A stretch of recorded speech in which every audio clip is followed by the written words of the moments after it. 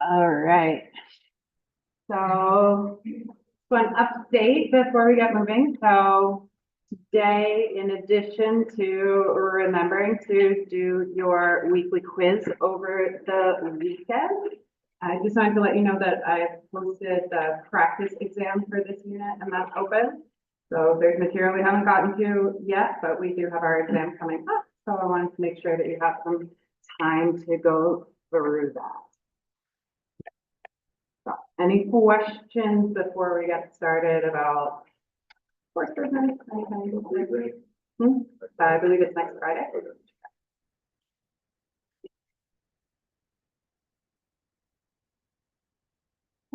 Cool.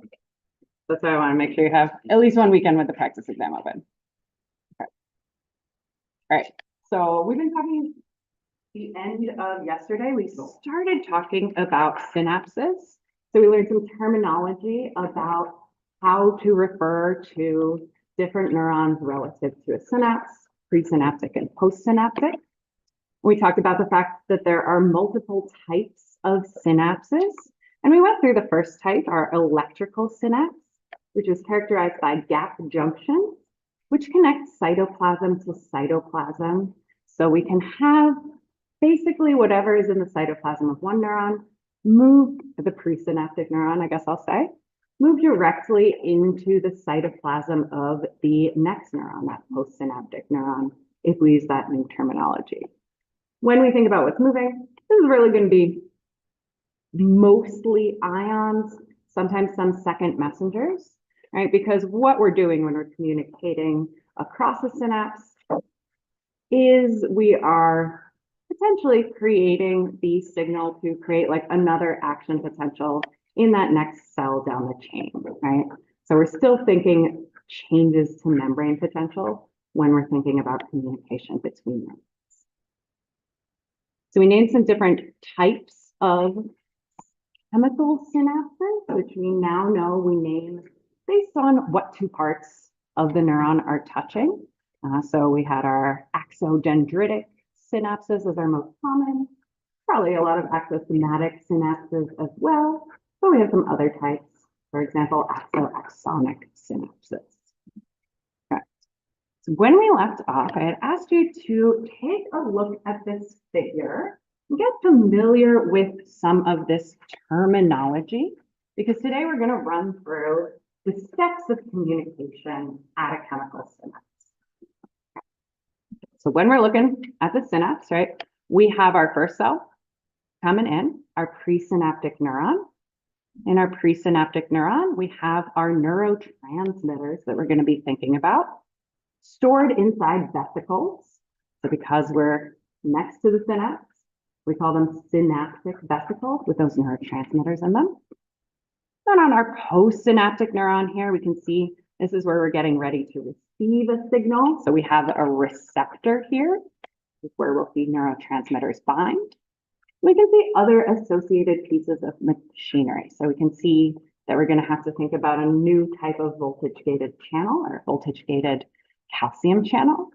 We can see that we're going to have some enzymes and reuptake molecules on either side of the synaptic cleft, also involved in some of this processing of our neurotransmitters. Okay. So as we're talking about that, right, we're going to be thinking about this in steps. But before we go through those steps, ask you, we're going to see that calcium is going to enter. Oh, yeah, I have a Chrome extension. 1 second. I'm going to get that QR code to show up. We're going to see that calcium is going to enter our cells. Start to predict why while I get this to open.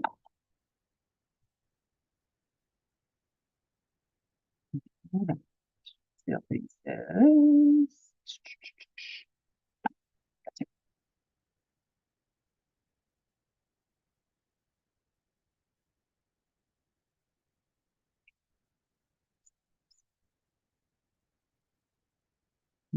Other questions? Hang on a second here.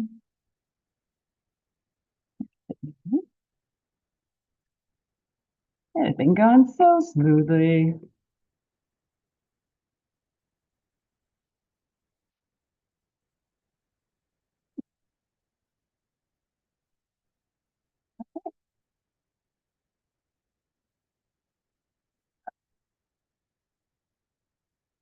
I'll continue from here.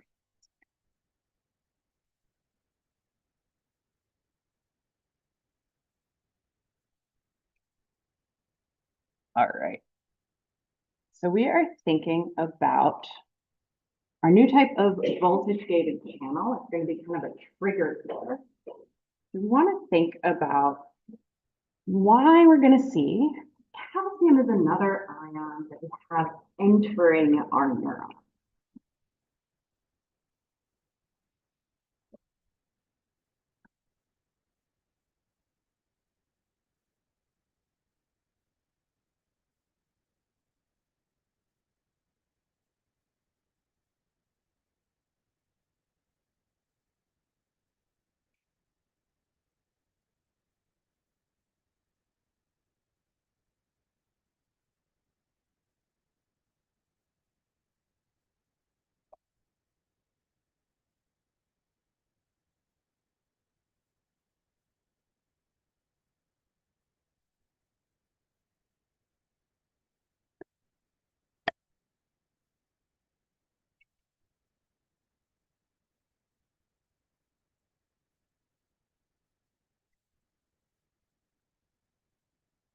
Okay, take another couple seconds. Take a Okay, cool. We are half of us here. That's correct. So calcium is going to enter the cell as a trigger for neurotransmitter release, which we'll get to as we go through those steps one by one. And an important thing to realize right off the bat, calcium is an ion. Calcium has that 2+ that's even more positively charged, right? It's lost 2 electrons when we formed this ion. So that's going to increase the force, that electrical force for calcium to move. So we're going to see calcium entering cells because it has a strong electrochemical driving force in the cells. We know that it has to, basically, because that electrochemical driving force is the final summation of all the forces on the ion. That's always what powers the movement of an ion into a cell. We're going in the favored direction. So next most popular answer would be active transport. Not a bad guess. That would be the case if we were using energy to do this, but we don't have to. Calcium just wants to go in this direction. Actually, its equilibrium potential, I'm not going to make you memorize, it's up in the like 130, 137 kind of range. So it's super positive, even more positive than sodium. Okay.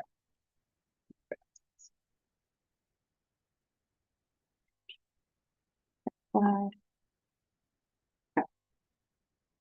Stepping through the synaptic communication, you want to realize the first thing that's happening when we're at a synapse is we're at the end of the neuron, right? Where we've had that action potential propagate down the length of our neuron, depolarizing segment by segment, some totally neighboring sections if we're an unmyelinated neuron, or jumping in saltatory conduction from node of Ranvier to node of Ranvier if we're a neuron surrounded by that insulation, that myelin.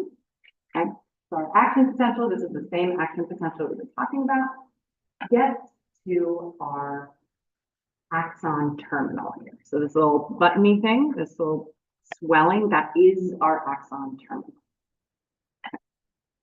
So this means That action potential comes in. Action potential is essentially a wave of depolarization to positive 30, right? Little segment by segment. So what we mean when we say that the action potential gets to the axon terminal is that we now have that axon terminal depolarizing to positive 30.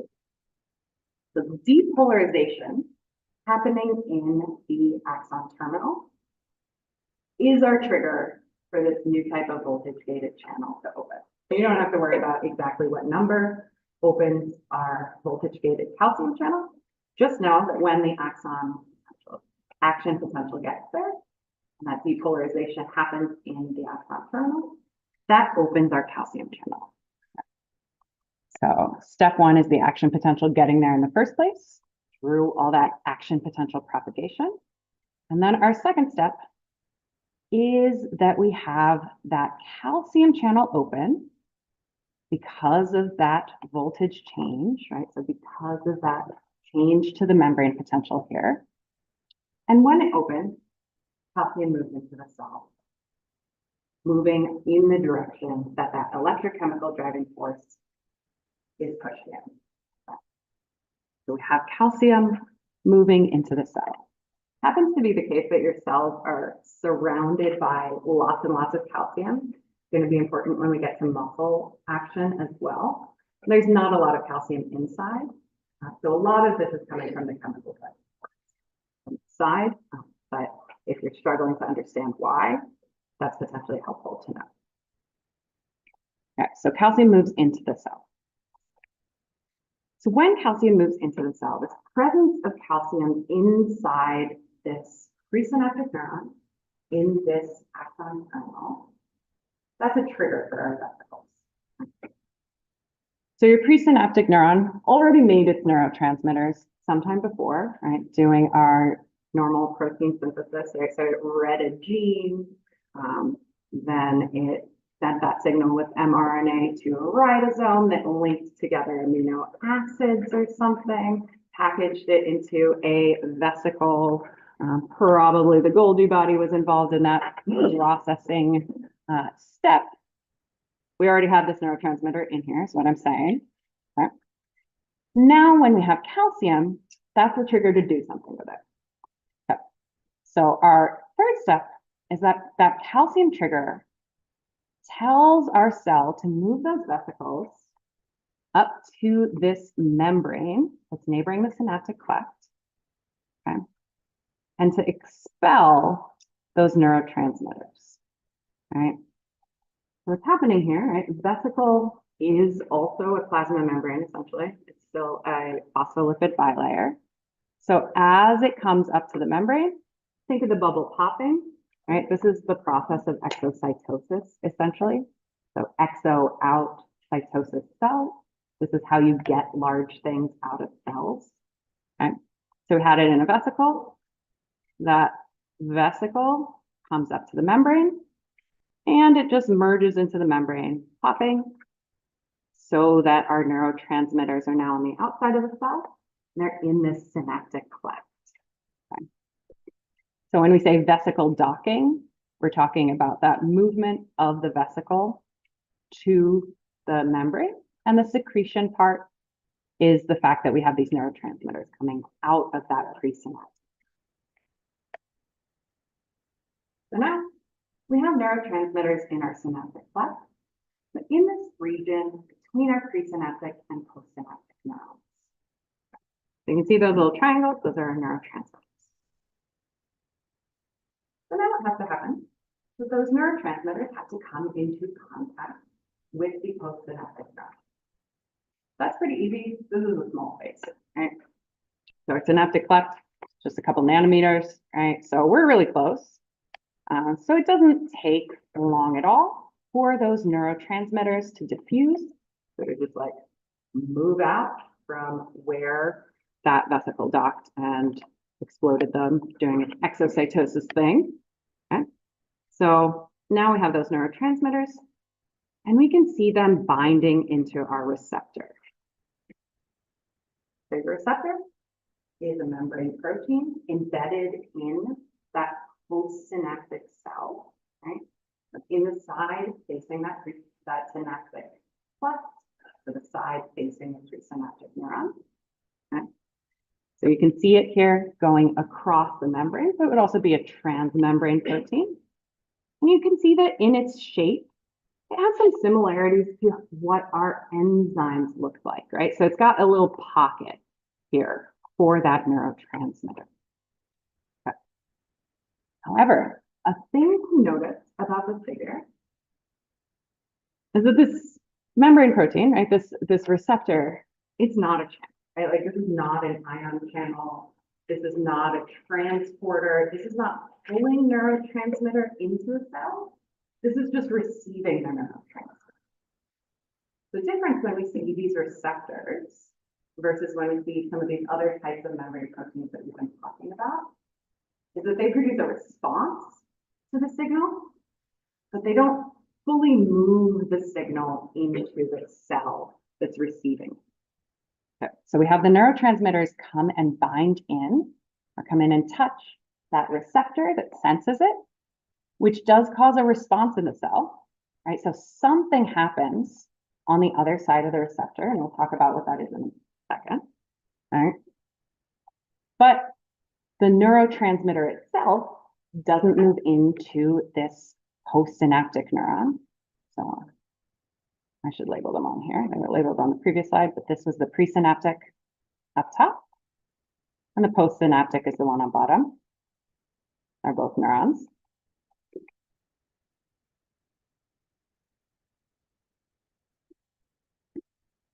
Right, so it's that postsynaptic neuron is responding. But we don't want it to keep responding and responding and responding and responding and responding forever. So that neurotransmitter isn't like covalently bound onto the receptor. It's kind of loosely associated. Okay. So that neurotransmitter is going to kind of pop out of the receptor, right? So the receptor is noticing the neurotransmitter, receiving the neurotransmitter, but it's not like holding onto that neurotransmitter forever, right? So we do terminate this response. We terminate this response by removing neurotransmitter totally from this synaptic cleft. So we want to get rid of all this neurotransmitter that we have floating around. The receptor is going to let go, hopefully, of this neurotransmitter, but we still have some free neurotransmitter floating around. We let this one go, now it's back in this space. All right, so we got to get rid of it all. So that's where the rest of our cellular machinery comes into play.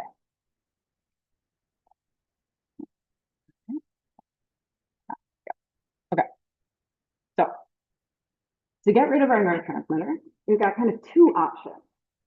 So the first thing that's going to happen is that we can have enzymes degrade it. So when we say degrade, we mean break apart, right? So kind of destroy. Right? So here you can see that enzyme on the postsynaptic cell here, taking that neurotransmitter, breaking it up, right? So it would be catalyzing the reaction that breaks up this neurotransmitter into little parts, which would then diffuse out of the synaptic cleft. Okay. The other thing that can happen is that we can recycle those neurotransmitters, right? So it took us some work, it took us some energy to build neurotransmitters. Maybe we don't want to completely get rid of them, right? So we've got a recycling process available to us as well. So that's where this reuptake molecule comes into play. So here we see our reuptake molecule. So this would also still be a protein. Practically everything is proteins when we're talking about stuff doing things in cells. Right? So here's our reuptake molecule. And so you can see it taking that neurotransmitter from the synaptic cleft, pulling it back in and packaging it back into another vesicle. We can reuse neurotransmitters in certain cases, in certain neurons, with certain neurotransmitters, depending on whether we have these reuptake molecules available to us and how many of them we have. So if you want to relate this to how like psychiatric medications work, pointing out this reuptake molecule in particular, because a common class of antidepressants works on those reuptake molecules. It like blocks them so you don't take neurotransmitter back into the first cell. It means you have nice, happy little chemicals hanging out in the synaptic cleft for longer. So all of these parts of this process can be targeted by pharmaceuticals. Questions here about the steps of synaptic communication at this.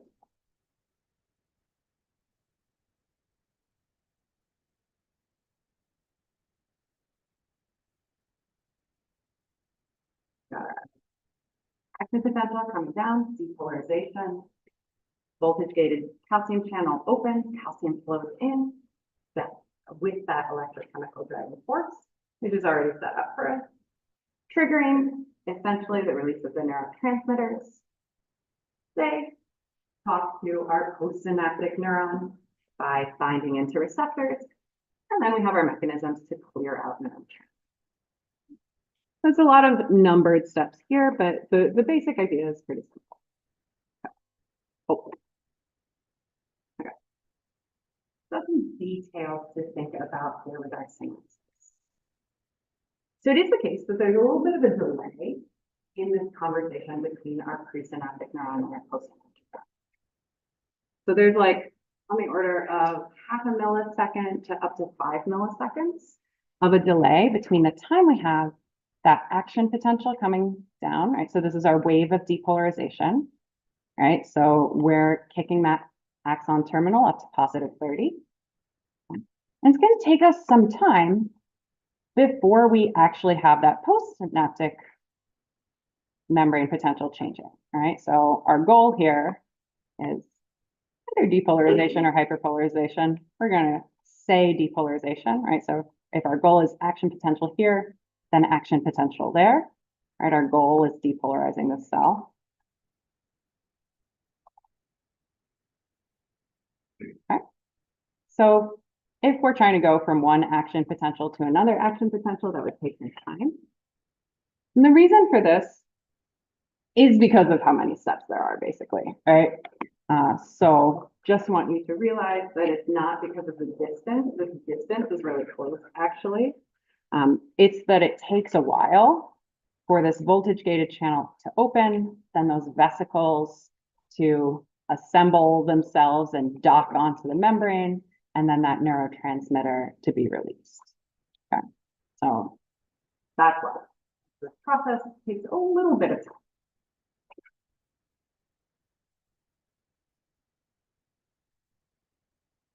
We're going to think about time some more next. We're going to be thinking about why sometimes we're going to have a faster response and sometimes we're going to have a slower response in our community. So we know already that propagation of an action potential in our presynaptic neuron had some ways we could change the speed, right? Adding myelin speeds up conduction, speeds up propagation of the action potential. So does making an axon wider, increasing its diameter. And that was ways we can make it travel farther, faster. Now we know we have a little built-in synaptic delay because of the process of releasing neurotransmitter and the fact that it takes some time. Now we're thinking about what's happening on the other side. So now we're thinking about our postsynaptic neurons, the ones receiving that neurotransmitter, receiving the communication. And we're going to see that some neurons respond pretty fast and some neurons respond a little slower.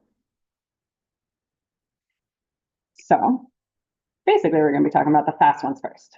Okay. So right here, we're looking at our postsynaptic neuron, right? So this would be the postsynaptic neuron.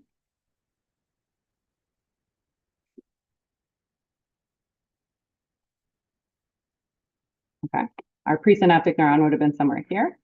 Where we see extracellular fluid, right? This is basically our synaptic cleft.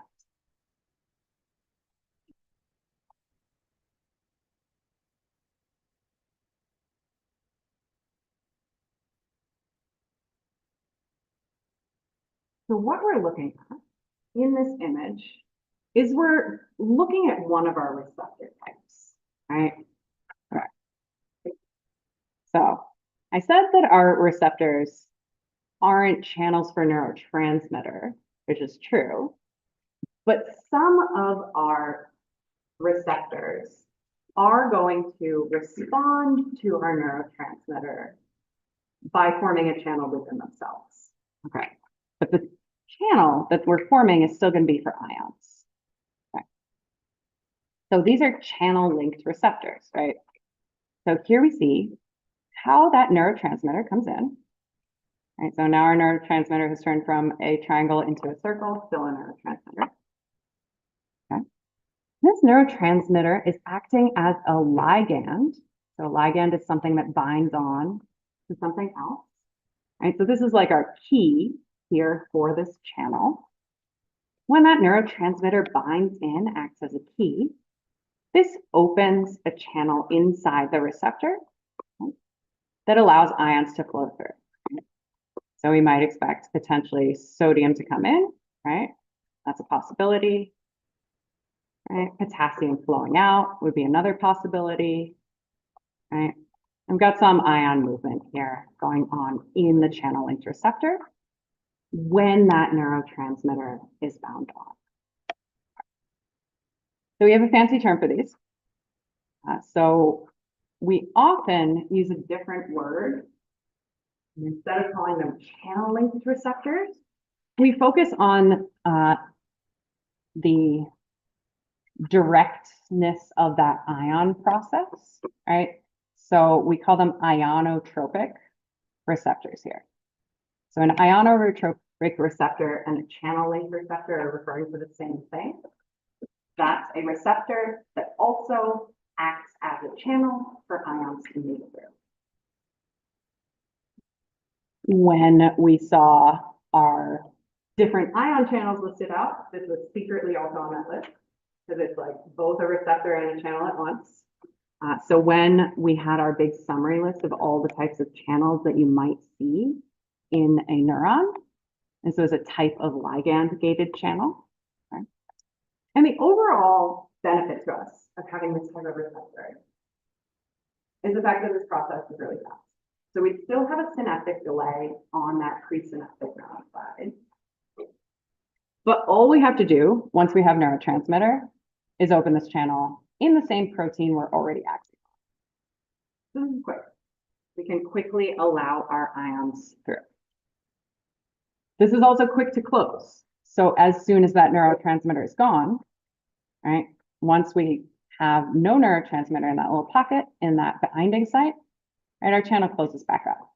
Right, so this is like a quick on-off switch for the movement of ions if we're looking at an ionotropic receptor.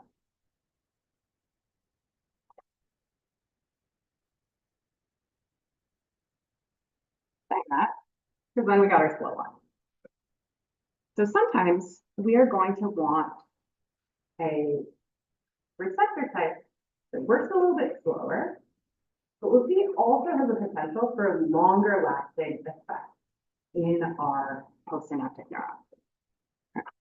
So again, we're looking at the same kind of setup, right? So this would be our synaptic cleft up top, right? Synaptic cleft.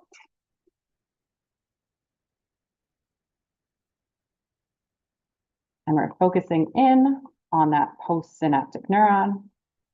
And here's the postsynaptic neuron.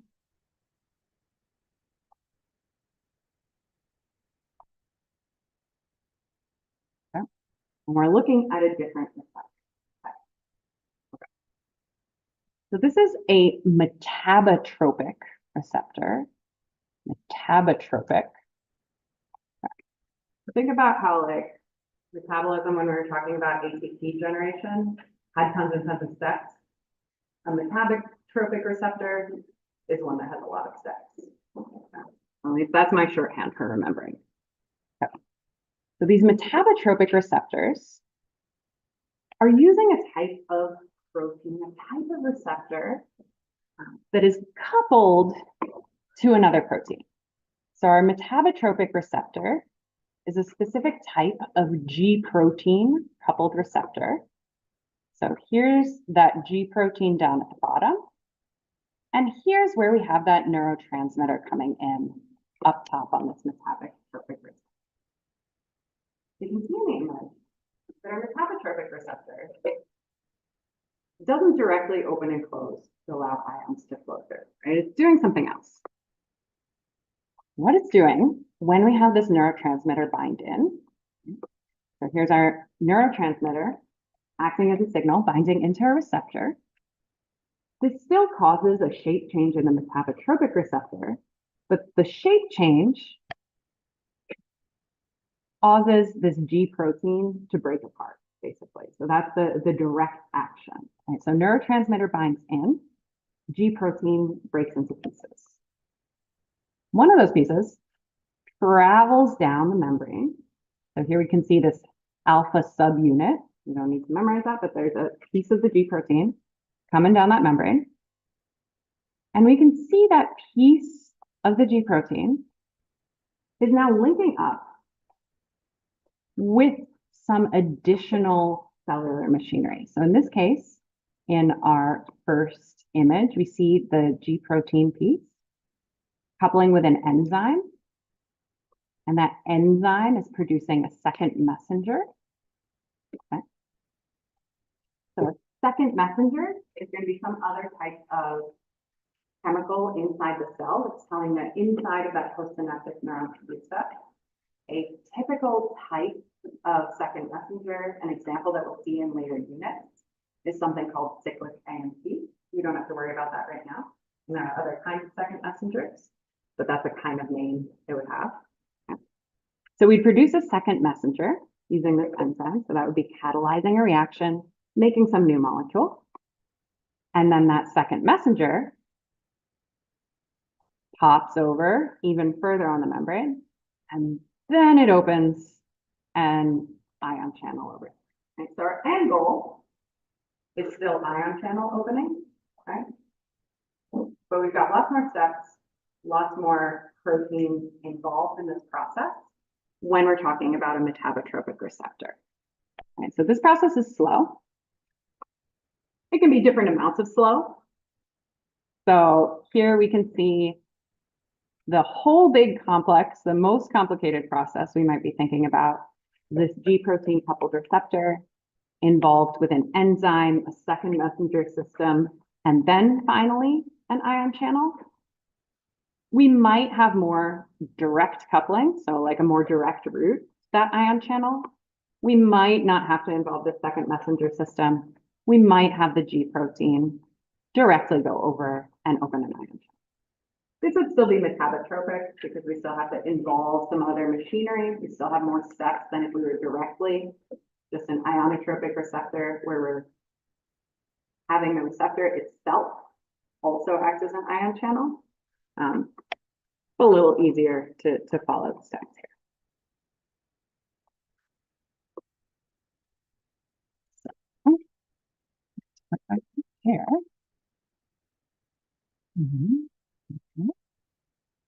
All right. I'm going to take a second and think about our ionotropic and metabotropic receptors.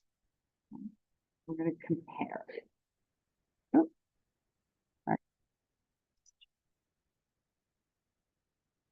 So it's hidden under, oh. It says receptors are under that little box up here.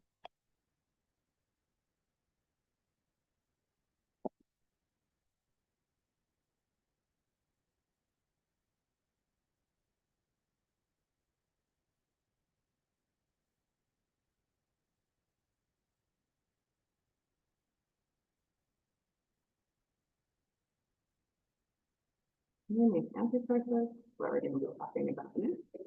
We're going to loop back to the beginning of our understanding of neurons and think again about graded potential. Because ultimately, that's what's going to kick off our next action potential or not for some of these.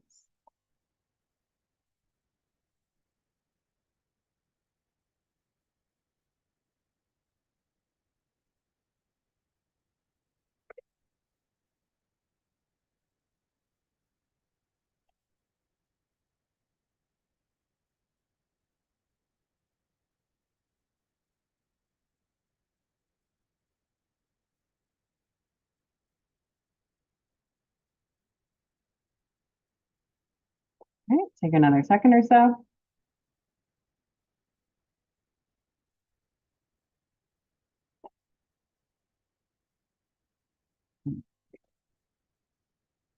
Okay.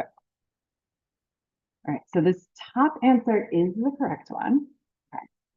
So regardless of what type of receptor we're thinking about, if we're talking about a chemical, our end goal is to create a graded potential in our postsynaptic neuron, potentially leading to an action potential. And that's always going to happen because we have ions, right? You can't get a graded potential if you are moving something that doesn't have a charge, right? So we always need ions to move to create a graded potential. So we always have ions eventually entering or leaving the cell. Our difference is how long that takes and how many intermediate steps we need. So the way you would tell that the other ones aren't right? We've got ions entering the cell here for ionotropic receptor, so that part would be correct. But the thing about the metabotropic receptors, while they do have G proteins, the G proteins already existed. So they didn't come from the synaptic cleft. They were already inside the cell, already kind of bound to the base of the receptor, just kind of waiting for the signal to come in. So for this next one, again, ionotropic receptors. Yeah, they let ions enter and leave, great. For this one, our problem is this business with the neurotransmitters, right? So neurotransmitters, when we're talking about our chemical synapses, right? Basically neurotransmitters ever, they're not going to fully enter a new cell. The way they do their job is just touching the outside of cells. So the way a neurotransmitter is doing its job is by binding into the receptor and giving that receptor a signal, not by directly getting into the cytoplasm of the postsynaptic neuron. So they're always like a trigger, they're always like a key, rather than actively fully going into it.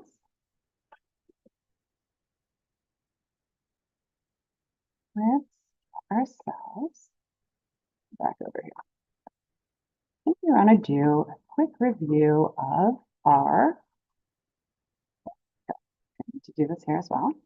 Okay. We're going to do a quick review of our graded potential stuff because we're about to build on that information. So, present this, present this.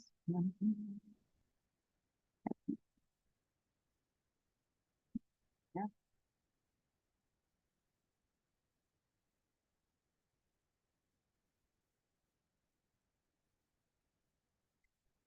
Okay, great.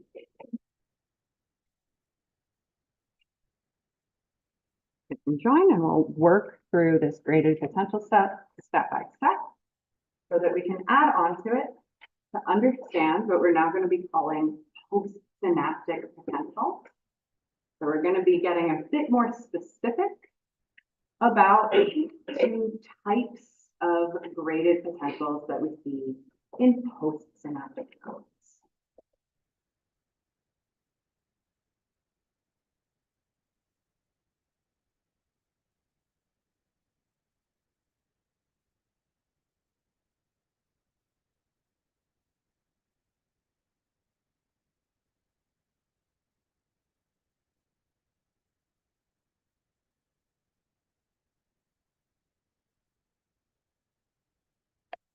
Okay, hopefully people got that in here.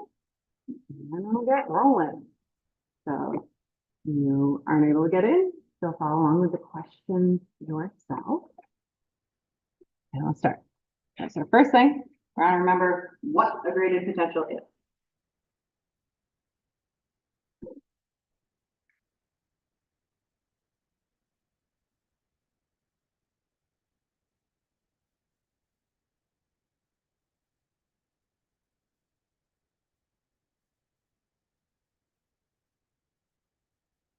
Okay, cool. This is the correct answer. So a small change in membrane potential is the definition of our graded potential. Right? So large change in a membrane potential that's more indicative that we're probably talking about an action potential, although we want to be more specific. When we talk about a rise in the membrane potential, we're talking specifically about a depolarization. Graded potentials could be a depolarization, but we could also have a hyperpolarization as a graded potential. So hyperpolarization would be the fall in membrane potential. Okay. Cool. So small change in membrane potential is a graded potential. Right. So remember, when we have a positive charge enter a neuron, they're more or less likely to fire off.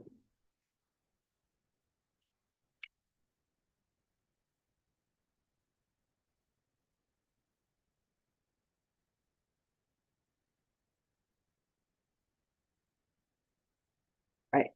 Yes, we're trying to get to threshold. Our threshold is -55. We're starting at -70.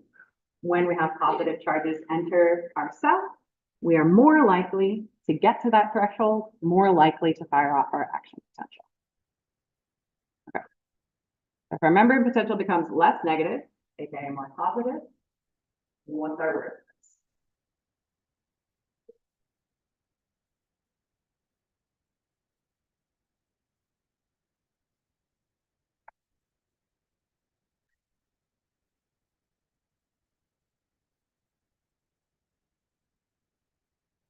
Right? Yeah, we're talking about depolarizations here, right? So if we have a depolarizing membrane potential, right, that depolarizing graded potential means we had a small rise in the membrane potential from -70 to something getting us closer to our threshold of -55. If we get there, we'd fire off an action potential.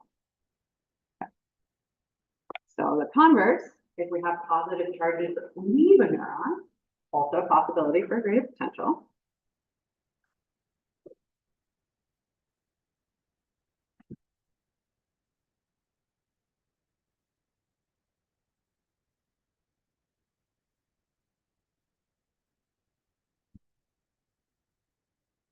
Right?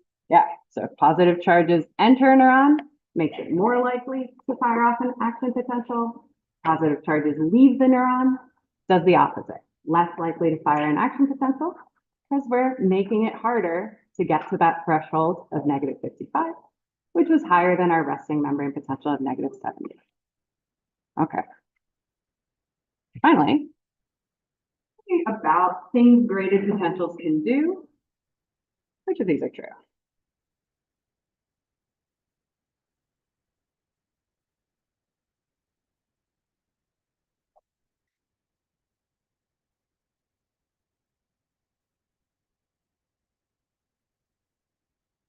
All right, great. Yeah, we can do both those first two things. So when we're thinking about graded potentials, reason I keep saying maybe we'll fire up an action potential is we're likely going to be adding up graded potentials, multiple graded potentials, multiple stimuli.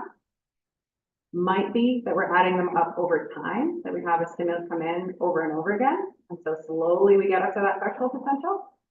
Or it might be the case that you have tons of other neurons signaling to postsynaptic neuron all at once, and they're all saying go, go, go, go, go, right? So if they're coming in from different directions, we'd be summing them up spatially, right, based on location. But either way, we're summing them, we're adding them to figure out if we get to threshold.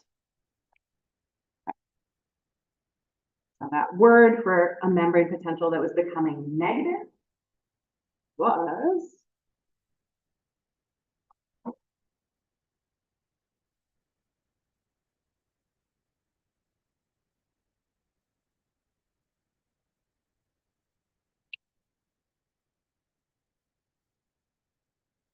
yeah.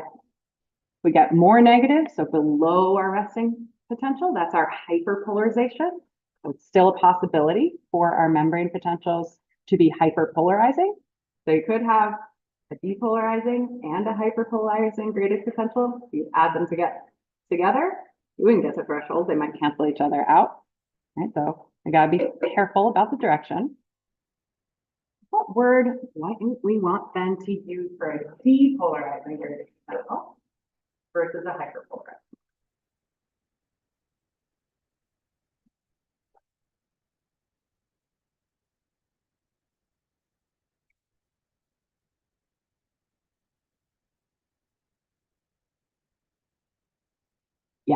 Okay.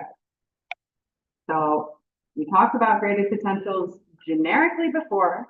Now we're going to be thinking specifically about postsynaptic potentials. We're going to be focusing on, does it make our neuron, that postsynaptic neuron, want to fire off an action potential or not? So if your cell wants to do something, it starts to try to fire off an action potential. That's excitatory. Getting excited, it's doing stuff. Otherwise, it'd be inhibitory, right? And wouldn't do stuff, we'd get farther away from our graded potential, our action potential threshold. All right. What we're going to talk about next are our types of postsynaptic potentials. We're going to be having either excitatory ones, so excitatory postsynaptic potentials, or inhibitory postsynaptic potentials.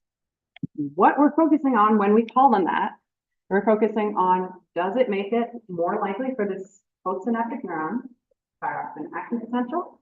If your answer to that question is yes, it's excitatory. If your answer to that question is no, we made it harder, that's inhibitory. This is going to be linked up to specific ions. We know sodium and calcium want to flow into neurons. Okay? So if you open a sodium channel, sodium flows in, that would depolarize. So it's going to cause an excitatory potential. Calcium, we learned today as we were thinking about the synapse. Same thing. Opposite, potassium, and also chloride ions as well. So we'll get into the specifics of that next week, but that's where we're going with all this postsynaptic stuff. All right. So go ahead, take a look at your quiz and maybe get started on those practice exams as we get going for exam. Yeah, what's up? Always do Monday right before class. Yep.